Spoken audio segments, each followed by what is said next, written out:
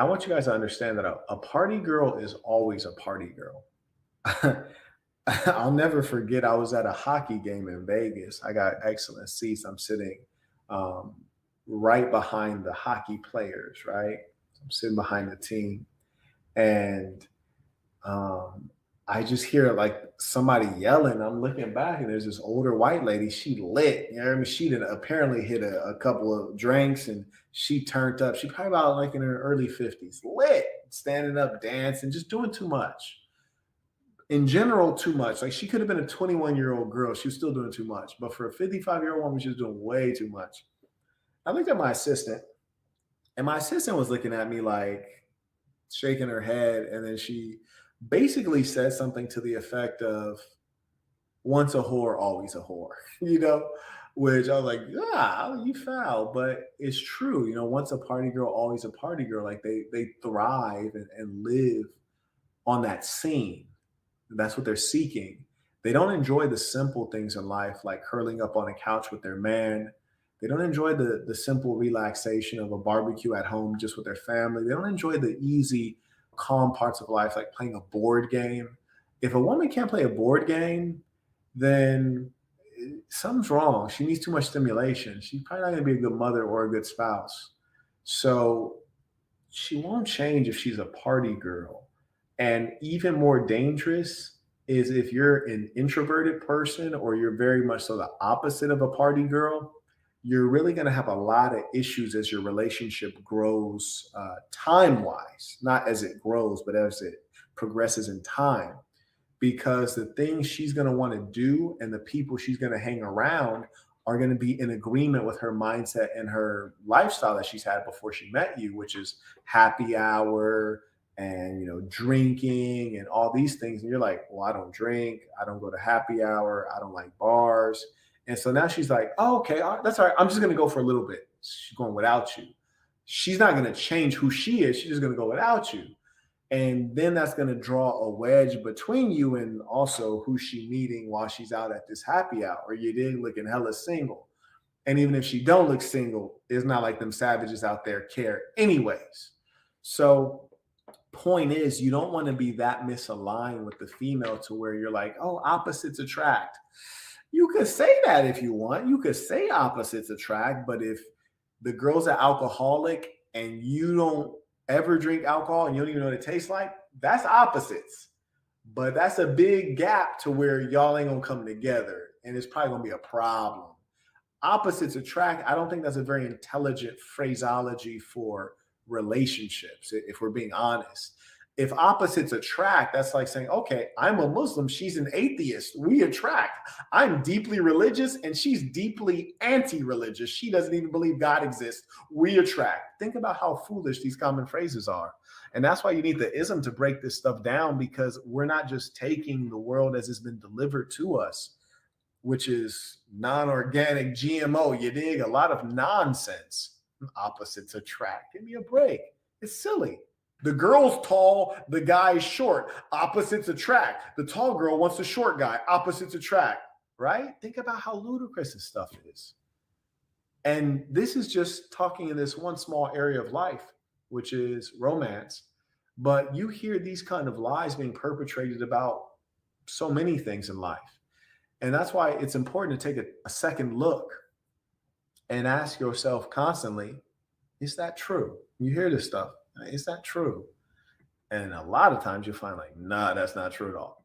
Another thing that you really want to be aware of, or rather, I should say cautious of, is if she has substance abuse problems, be it alcohol, drugs, hookah, or what have you, or even caffeine. If she's doing something in an addictive way, you need to be mindful in playing the slot machines. If she's doing something in an addictive way, you need to be mindful of it and ask yourself, what is the outcome of this behavior carried forward in an extreme way? And the reason I say in an extreme way, because you have a girl who likes to drink alcohol.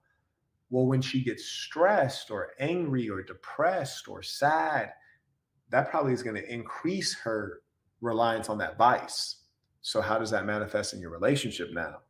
If the girl likes to play slot machines and gamble and then she gets stressed, does that mean she's gambling away the family fortune now? These are the things that are not going to change and generally are not going to get better. She's not going to be able to handle her alcohol better with time. She's going to drink more alcohol and handle it terribly because she's starting to become older. It's wearing away them brain cells. So these are all the things that you need to take to their logical conclusion. But most importantly, you need to be able to identify them, which is to say, I know women who are actual alcoholics and have friends who don't know that the girl's an alcoholic.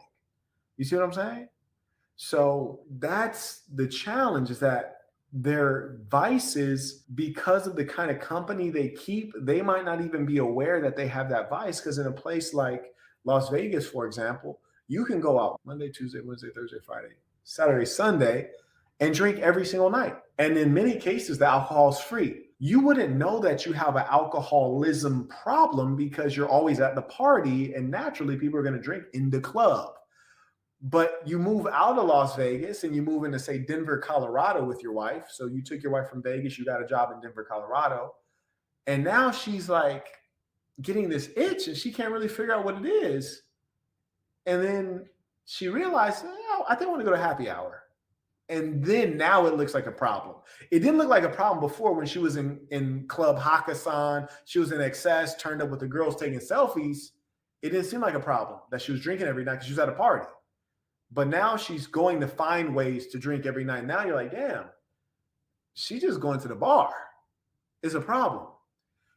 So this whole lecture is about how to identify these things in advance to protect yourself, to correctly categorize the woman so that she doesn't get out of the right category, or so that you don't put her in the wrong category, meaning put a one-hitter quitter into the main girl category. Because inevitably, in all these cases, it's going to manifest into major problems.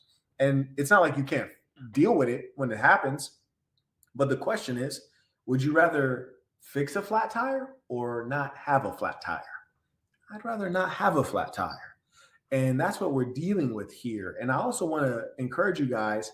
I'm not going to say trust your gut. I'm going to say do what you know is right, which is to say there's a lot of times you're laying down with a woman and you know, I shouldn't be with this one. I shouldn't even be around this woman.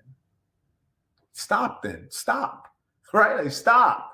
That's what I'm telling you, is stop. And it's never too late to stop. I mean, there have been times I've been out on a date with a girl and I was like, you know what? We don't line up. Hey, can I get you an Uber? No, you don't want me? I'll get one. Okay, well, I'm going to get me an Uber because I'm done. You get like that and it's okay. But what you should never do is persist in error. Like when you realize you're on the wrong path, stop and turn around. That's what I'm saying to you. Anything you have of value, people will try to steal it from you. and that's why, you know, it's sometimes a good thing to try your best to look broke. You feel me?